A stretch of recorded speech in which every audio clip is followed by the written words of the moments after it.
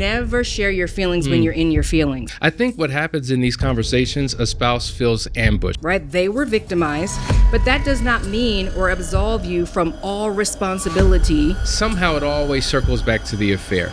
And the problem with that is that becomes like the ultimate trump card. I don't want to get into a 3-hour screaming match with you. We're entering into the conversation already emotionally wound up. I've let my family down. I've let my friends down. I've let my whole, life down.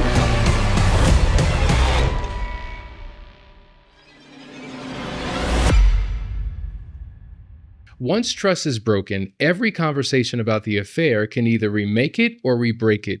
And most couples simply don't know what they're doing. And so today we're talking about communicating about the affair. Communication is the transfer of meaning. It's the ability to clearly express and accurately receive thoughts, feelings, needs, and truth in a way that creates understanding. So after an affair, couples are doing a lot of talking, but many are no longer truly communicating. Why? Because betrayal doesn't just break trust. It often breaks safety. And when safety is broken, communication often goes into survival mode. There are 7 levels of communication. Level 1 is cliché communication. How was your day? Did you eat? This is safe, surface, low risk. After an affair, many couples instantly drop to this level because it feels safe. It feels emotionally safe rather than going deeper. Level 2 is facts, right? Bills, kids, schedules, logistics. You can talk facts because facts don't require vulnerability. Level 3 is opinions. This is what you are thinking. And after betrayal, those opinions can lead to disagreements, which can feel threatening. After an affair, it's normal to fall back to level 1 because safety was completely lost at that moment, right? And now everything is surface communication because you feel safe with surface communication. You don't have to go deep with surface communication. So the question is, are you living a relationship where you're communicating just to survive? Or are you learning to communicate so we can heal? As we answer these questions, I want you to think about that. All right, so here we have 3 questions, 1 topic, real answers. Question number 1. Every conversation about his affair ends in the same screaming match. How do we talk about it without reliving it every single time? Yeah, I think that's a common question to ask, right? And we see that a lot happening with our couples that now everything is on high alert. So it doesn't matter what's being said. We always end up in the same screaming match. And that's because oftentimes after an affair, the communication is from a state of being emotionally flooded, right? So all the emotions are on high alert in the first place, right? You're starting every conversation with those high emotions just under the surface. And we say this all the time, never share your feelings when you're in your feelings. And so that's what's happening, right? Like we're trying to tiptoe to the subject that really is trying to get attention, whatever it was, the misinformation that was given, these dates that don't align, mismatch information that is not allowing the person that was affected by the affair to close loops, right?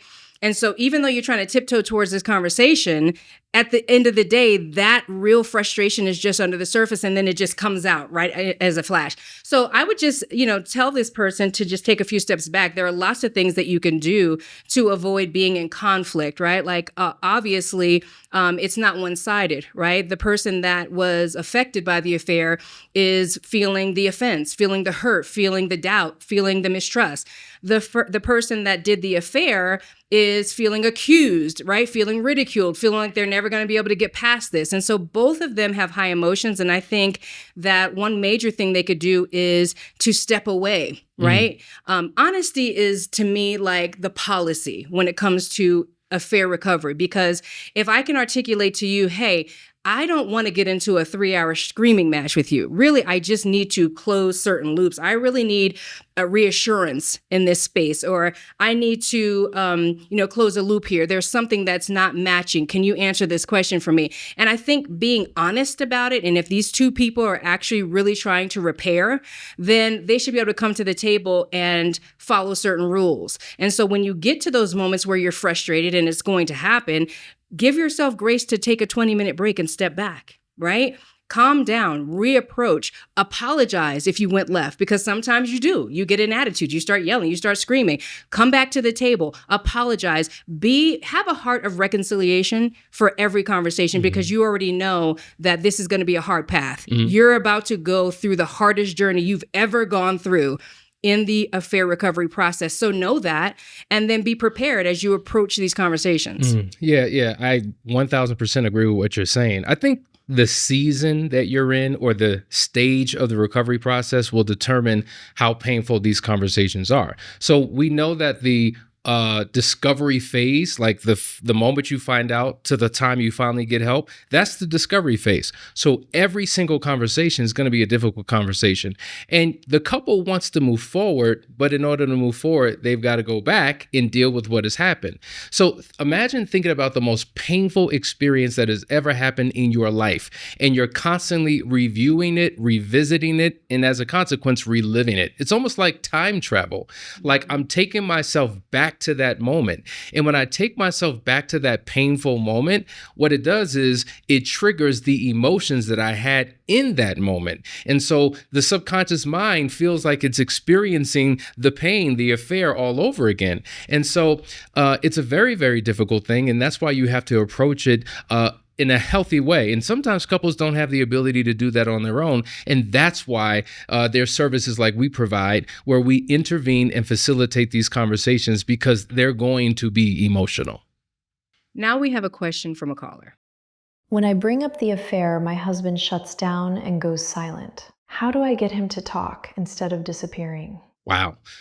The first question that I ask when I hear that, is he physically disappearing from the room when you're engaging in the conversation, or is he disappearing while remaining present? Meaning, has he shut down? Has he just silenced himself? And because of what he's experiencing in that moment, doesn't know how to show up?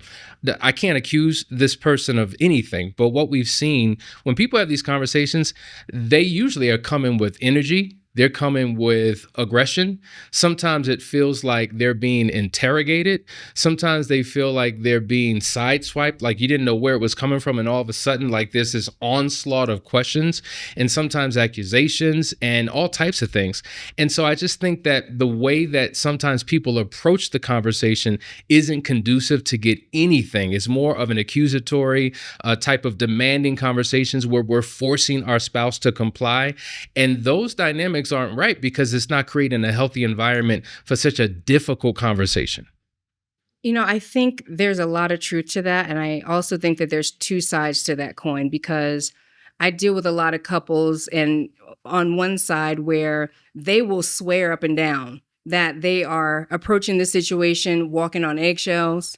You know, they've tried every angle to address their spouse and not trigger the defense response. You know, they've given it to them with flowers. They've given it to them harshly. They've talked softly. They've talked quietly. They've taken them out on a date. They've done all the things that they can do to avoid conflict. But still, this person just basically goes silent, shuts down, avoids, gets angry. And so I think there's a lot to be said for what you're saying, but there's also the work that the unfaithful partner has to do, because they are carrying a lot of weight. Any unfaithful partner who has decided to move forward in the relationship, right, and actually honestly work towards recovery is carrying a lot of weight. They're carrying shame.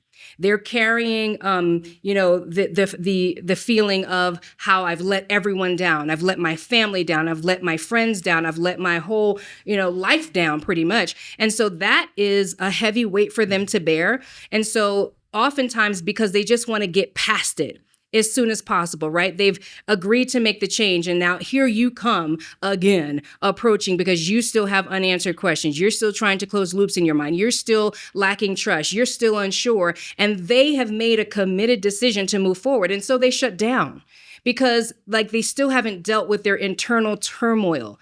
It actually does feel bad for the unfaithful partner to deal with this. And we're always saying that, both are hurting, but in two different ways, right? Absolutely. And so even though it doesn't get acknowledged, the unfaithful partner is going through a lot of pain. And oftentimes that is the reason why they shut down and they don't say anything. Because by saying something, if I say the wrong thing, if I try to answer your question, but I don't remember everything and I give you a wrong date or I give you a misinformation because I just don't remember everything, now we're taking 10 steps back. Right? So oftentimes it's the person trying to avoid conflict and avoid blowing the situation up again. I think, one approach would be, again, honesty, right?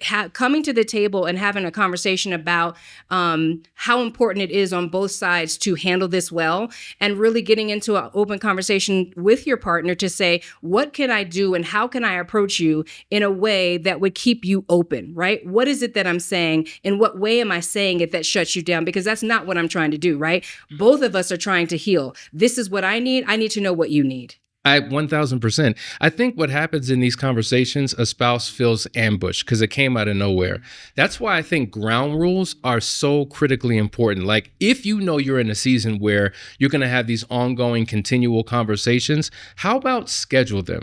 How about we both know that we're going to have it and when we're going to have it, so that I can prepare my mind and heart. Both can, because if not, we're entering into the conversation already emotionally wound up, and those emotions will compromise what we're trying to accomplish in that conversation. Another thing that could be helpful is if we know that there's something that we want to talk about, how about we share, listen, this is what I would like to talk about at such and such time later on in the day. So that way I have time to get my mind together, get my thoughts together, help prepare a comprehensive answer that solves the issue. Because a lot of times people are caught off guard.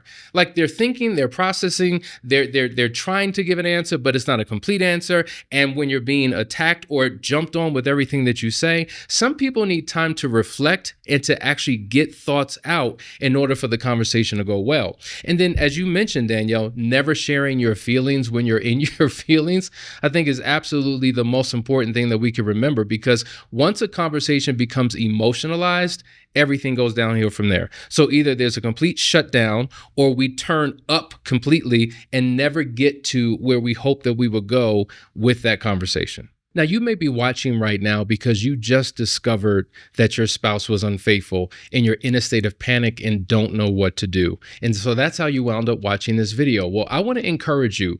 Videos alone are not enough. Reading articles, reading books are not enough. There's going to come a time when you're going to need help. And so that's what Couples Academy is for. We've spent 18 years working with couples in crisis, those on the verge of divorce, or those impacted by an affair who are trying to navigate how to walk through it. And that's why we offer a 3 to 5 day private marriage intensive that is equivalent to 8 to 12 months of counseling, so that you can experience healing and the restoration of your relationship. So if you're interested in finding out more, click the link in the description below. Let's set up a discovery call to see how we can serve you. Before we get to our final question, quick heads up, we're already pulling questions for our next episode. So if you want your questions answered right here on the show, drop it in the comments right now. And if you're not watching on YouTube, you can catch every episode on Apple Podcasts and Spotify. Subscribe so you never miss a show. So the question is, every time he brings up something I did, I throw the affair back in his face. How do we argue about anything without it becoming about the cheating? Yeah. See, this right here is what we identify as the Sufferer Marital Pattern, that no matter what the issue is, we can be talking about anything. The meal was cooked too well, or you were 5 minutes late for a meeting, or why didn't you do that with the child? Somehow it always circles back to the affair. And the problem with that is that becomes like the ultimate trump card. That if you have a complaint about me, how dare you? Because whatever you can complain about doesn't even compare to what you did to me. And so I throw my trump card out and I bring up the affair. Because what that does is it repositions the entire conversation. It no longer places the focuses on me. It places the focus back on you, because you're the offender, you're the violator, you're the perpetrator. And so what happens is the issue that you're complaining about never really gets addressed, never really goes away. way. I continue to operate the way I always have because I've shifted focus and made you the fault of it all. In fact, the reason why I do what I do is because of what you did. And so there's no healing or recovery in that process. It's a constant shifting of blame, and both feel like there's no point in even having these conversations because nothing comes out. And so what I would say is that, can it be real that the spouse who's critiquing me is experiencing something that is actually a fact, but also be real, that I'm still hurt by the violation that took place in the marriage? Can both exist at the same time? I think so. And I think that we need to separate marital problems from affair problems because they're two completely different things, and we need to create space for both. I think that would require for the hurt person to be okay with giving up this victim mentality, right? Because oftentimes, and they are the victim, let's be crystal clear, they're the victim, right? They were victimized, but that does not mean or absolve you from all responsibility that you've had in this marriage for however long you've been in this marriage, right? There's no perfect marriage. And so it's unfortunate that this is where we are. And I'm sympathetic to the hurt person because I understand that something was broken in them, right? There were things that were awakened in them that were sleeping dormant because there was no reason for me to worry about it. Like, I don't have to worry about if you're 10 minutes late from the store. Do you understand? Because I know that you have not been unfaithful to me. And so after an infidelity, there are things that are awakened in the hurt person that weren't there before. And now the unfaithful partner has to deal with that. And this defensiveness is one of those things. We're not going to talk about the fact that I, did not keep my commitment to, not shop and buy extra handbags, right? When you broke our marital commitment. That's just me buying handbags. This is you breaking our marital commitment. We're not going to talk about that. Do you understand? So now we're minimizing real issues that affect the marriage in a real way because in our minds, it's not as big. And again, I have to clarify the importance to understand, yes, hurt person, you have been victimized, yes? But the key to your marital restoration is your personal transformation. So if there's no personal transformation, if you're not taking ownership of your own idiosyncrasies, of your own issues, number one, you're never going to have the marriage that you're so-called fighting to have. Because the thing that's interesting to me is that this is happening in marriages that say they want to work it out. That's the thing, right? Like, we're not dealing with couples for the most part. There are some that are, on the fence and not sure what they want to do moving forward. But for the most part, the couples that we're working with say they want to move forward. Hurt person, unfaithful partner. They both want to do it, right? So why are you holding back? Why are you reserving the main aspect, which is your own personal recovery? That means your issues have to be on the table. Now, how do we do it? Maybe you can't do it, one-on-one with your husband or your wife. Maybe this is why you need to get into some counseling, because there is someone who can actually mediate these conversations. Oftentimes when you're in it and you're too close to it, the emotions are too high. When we sit in these sessions, we hear very different things. Do you notice that? Like, we're sitting in sessions with couples and they start fighting and going off and we're like, hold on. That's not what I heard. What I heard was, and we can bring clarity that you may not be able to hear with your wounded ears right now. All right. So the answer to that is, it's really about how you approach, but it's also having the willingness to bring your issues to the table as well. Right. Your issues are not the reason why he or she stepped out, but your issues are issues that are affecting the relationship and need resolution. Excellent answer. If this episode hit home, I want you to make sure that you subscribe so you don't miss any episodes. Also, if you want your questions answered, drop them in the comments below. Thank you for watching The Marriage Intervention Show.